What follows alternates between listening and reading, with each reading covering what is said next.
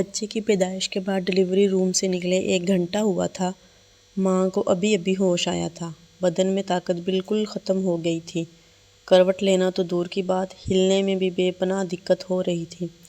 اس نے بڑی مشکل سے داہنے ہاتھ کو حرکت دی، کچھ ٹٹولا، ہاتھ کو کچھ محسوس نہیں ہوا۔ پھر بائیں ہاتھ کو حرکت دینے کی کوشش کی، کچھ نہیں ہاتھ لگا۔ بے چین ہو گئی۔ خیال آیا کہیں نیچے لڑک کے گر تو نہیں کیا؟ او خدایا!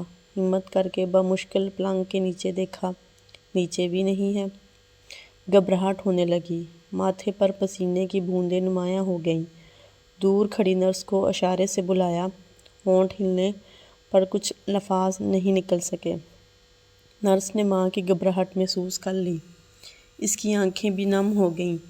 آخر وہ بھی ماں تھی، ماں کی تڑپ کو کیسے نہ سمجھ پاتی۔ دوڑ کر انکیوبیٹر روم سے بچے کو لا کر ماں کے ہاتھ میں تھماتے ہوئے کہا، میں سمجھ سکتی ہوں بہن، لو جی بھر کے دیکھ لو۔ ماں بولی، بہت شکریہ بہن، لیکن میں اپنا موبائل ڈھونڈ رہی تھی۔ نرس بے ہوش۔